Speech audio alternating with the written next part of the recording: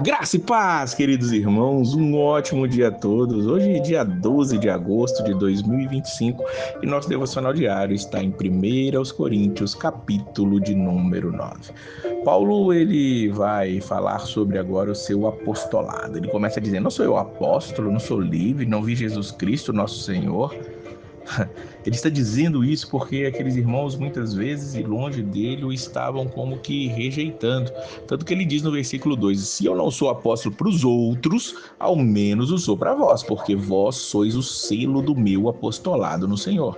Paulo está reivindicando ali que foi ele quem levou a palavra com o apóstolo àqueles irmãos ali em Corinto. E ele vai defender aqui uma ideia que é um tanto quanto polêmica até o dia de hoje, que é a questão de o líder da igreja, aquele que está pastoreando, ou no caso aqui específico, ainda existiam apóstolos naquela época, o apóstolo poder ter ali o salário da igreja, ter ali o sustento da igreja.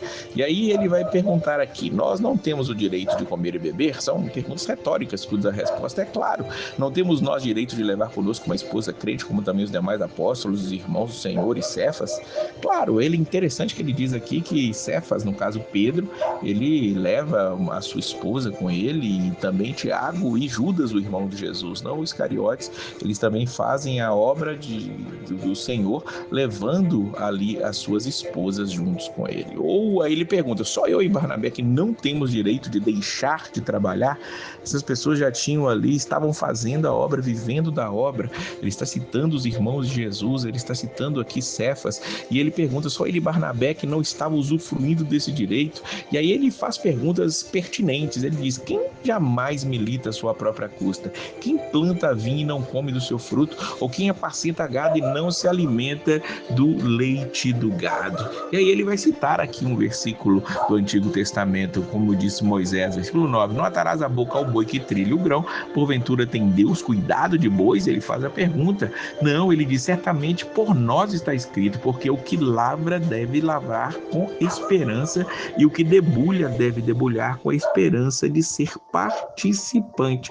Então, se nós vos semeamos as coisas espirituais, será muito que de vós recolhamos as carnais que ele diz aqui é no sentido das coisas físicas, das coisas materiais. Paulo está dizendo: nós estamos levando o evangelho, estamos levando a palavra, estamos fazendo vocês crescer espiritualmente, então nada mais justo do que nós recebermos de vocês o alimento, a veste, o cuidado, assim como os líderes devem poder receber isso. Claro que os líderes fiéis, aqueles líderes pastores que estão levando a palavra, que estão vivendo o evangelho, estão demonstrando com as suas vidas que amam ali as suas ovelhas. E Paulo, ele diz isso de uma maneira muito clara. Porém, para a igreja de Corinto, ele não usufrui daquilo. Ele diz no versículo 12: mas nós não usamos desse direito, antes suportamos tudo, para não pormos impedimento algum ao evangelho de Cristo. Se receber alguma coisa poderia trazer situações desgastantes até para ele levar o evangelho,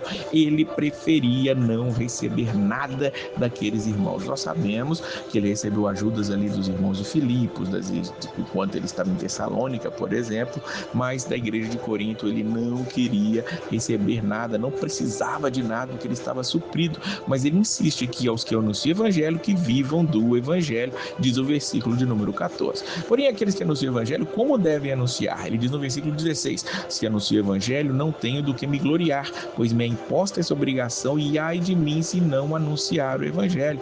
E por isso, se o faço de boa mente, terei prêmio, mas se de má vontade, apenas uma dispensação me é confiada. Veja que Paulo está dizendo que pregar o evangelho é uma obrigação a ele, não no sentido daquilo ser algo que ele faz com peso, não. Ele faz com amor, faz com cuidado, faz com carinho, faz para que muitos sejam salvos, é o que nós vamos ver daqui a pouquinho. Mas aqui ele está dizendo que se nós fazemos de boa mente, com agrado, teremos um prêmio, algo que vem da parte do Senhor. E claro, aqueles que precisam, como Paulo precisou de outras igrejas, podem viver daquilo, é lícito segundo a palavra do Senhor. Mas se faz de má vontade, vontade, ou como outro apóstolo vai dizer, por constrangimento, querendo ter domínio sobre o rebanho, vai ter uma dispensação apenas que vai ser confiada, e nós sabemos que essa dispensação é a dispensação de juízo. E ele vai dizer que a ideia de pregar o evangelho para ele é muito importante, tanto que ele, sendo livre, ele, para com todos, ele se fez de servo de todos. Ele podia mandar, mas ele se faz de servo, diz o versículo 19. Ele diz que se fez judeus para com judeus, ele para os que estão debaixo da lei, como se estivesse debaixo da lei, para os que estão sem lei, como se estivesse sem lei. Ele fez de fraco para os fracos. E ele termina no versículo 22 dizendo: fiz-me tudo para todos, para todos os meios chegar a salvar alguns. Não é que Paulo era um hipócrita que usava máscaras, não. Ele se adequava, ele era versátil, ele tinha ali uma versatilidade tremenda para poder pregar o evangelho. Aonde ele chegava, ele sabia como entrar, como sair e como fazer com que Cristo fosse reconhecido. Assim devemos ser nós. Nós temos que observar as pessoas que estão nos ouvindo, saber como falar, a quem falar, usar os meios necessários, pegar os pontos de contatos de pessoas, por exemplo, de outras religiões, como Paulo falava para os judeus aqui, ou aqueles que estavam debaixo da lei, pegar também a palavra ou o uso do cotidiano, seu exemplo para aqueles que estão sem lei, para aqueles que são mais fracos. Ele age como um fraco também, abrindo mão, por exemplo, de comer carne, como ele já citou no versículo anterior, mas ele faz de tudo para que todos possam ser salvos. E ele, no versículo 26, ainda diz: pois eu assim corro, não como a coisa incerta, assim combato, não como batendo no ar. Ele cita aqui alguns exercícios físicos, fala sobre as competições do seu tempo, as corridas, as lutas, mas ele sabe que aquilo tudo ali vai ficar para trás, mas ele corre não de uma maneira incerta, ele sabe o alvo que ele quer alcançar, ele combate, ele luta, não dando socos no ar, mas ele combate sabendo o seu objetivo final,